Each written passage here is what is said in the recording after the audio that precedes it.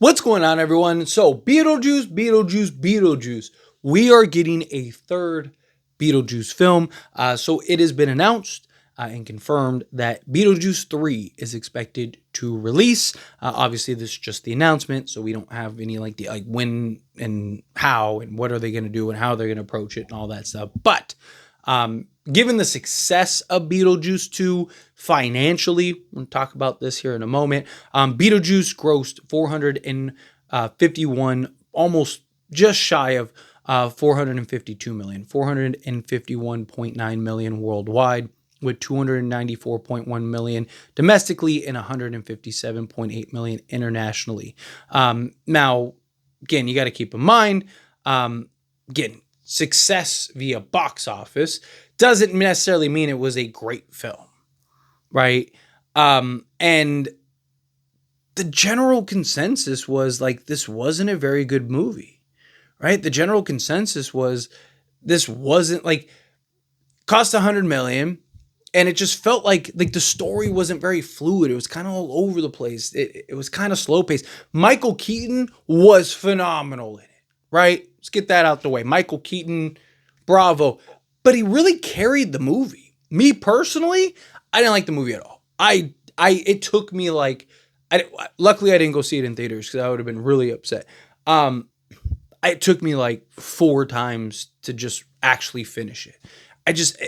Like 30 minutes into the movie, you're like, nothing happened and nothing's happening. It's just like, it was really slow paced, right? It was just kind of all over the place. It was like, it was trying to tell, 15 different stories at once. And it just, I don't know. And it's just like, and just wife, it's just like, what was the point of her, right? Like, she's in the film, like 10 minutes total. I mean, she was kind of sprinkled throughout, but it's just, I don't know. It just, it didn't really hit for me.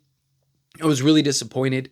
Jenna Ortega, that's kind of her alley, right? Like, but even she, I thought was good. I didn't think she was great in it, right? Like, and there are several things, like Wednesday Addams, like fits her perfectly, right? She's got the Tim Burton look and style and, acting prowess for sure. But I don't know. I just felt like she was kind of just there. Right. I just felt like, the OGs, Catherine and Michael and them, like I thought they did a really good job. Like they really, especially Michael Keaton, really sold and kept this film. But at the end of the day, studios don't really look at kind of the perception, right? They look at like the box office. How did it make? Okay. It cost us 100 million and we made 500 million, okay, cool. Like that wasn't like knock it out of the park type thing. But it was. I mean, they probably made some money.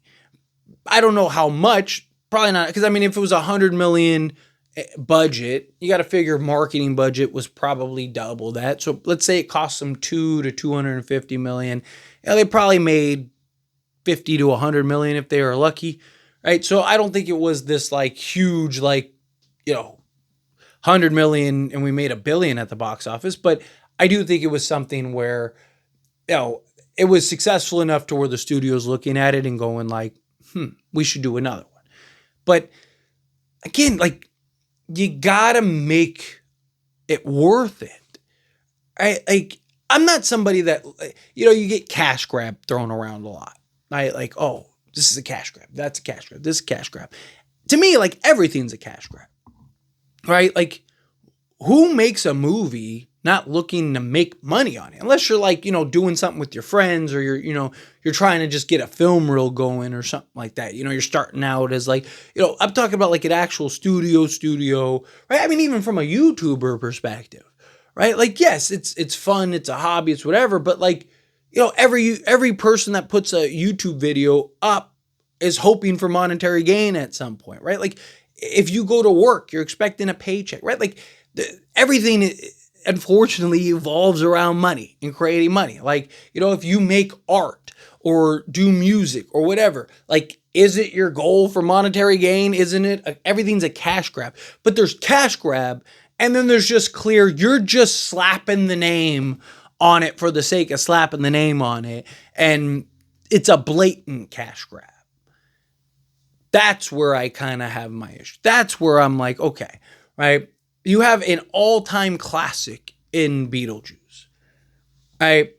You create this sequel that, again, the consensus kind of seems like it was lackluster.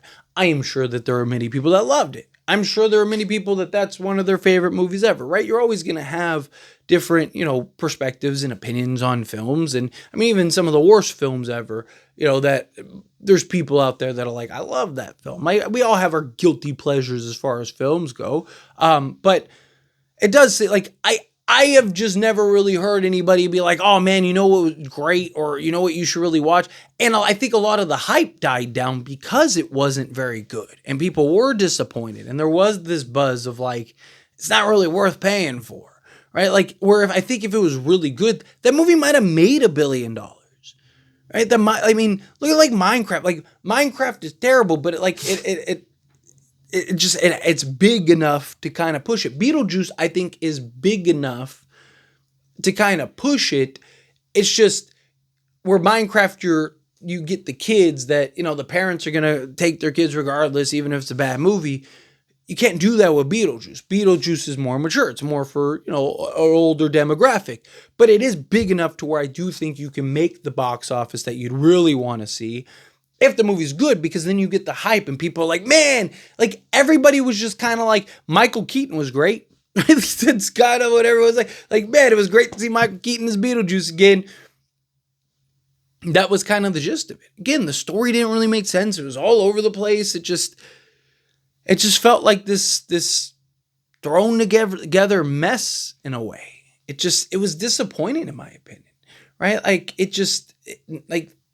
again, the big bad wasn't really like that big bad. Like, everything was kind of lackluster, right? Where I felt like if you're going to do a third installment, and this is my problem with these like sequels and requels and direct sequels, and we're just in this era of just recreating, the past. But the problem is, more often than not, because these aren't the visionaries that created those things and came up with the ideas and understood the characters and understood what fans and audiences wanted with that, because they were the ones that created it. You have all these new people that are trying to kind of replicate what was lightning in the bottle and give their opinion in a modern take and a modern twist and a modern spin and all these things. And it's just really hard. More often than not, you're going to fall on your face, right? Like Picasso, painting a Picasso, yeah, you can replicate it, but you're never going to be Picasso, right? Like, so you're better off just kind of making your own thing is kind of my thoughts. But if it's a good movie, I'm all for it. If it's another kind of just like hodgepodge, jumbled mess. Anyway, as always, this is a discussion. Pass the question on you. Let me know your thoughts and opinions down in the comments below. What do you think? Feel what your thoughts? Do you agree with me? Disagree with me? Kind of mixed in the middle. However you feel, whatever your thoughts are. Either way, I'd love to hear it. So let me know down in the comments below. That being said, if you haven't liked this video, hit that like button. Helps me a lot. So we enjoy these types of videos, and I truly appreciate it. Not subscribe to the channel. Hit that subscribe button. Turn on the bell notifications. Appreciate y'all. See you in the next one. Thank you.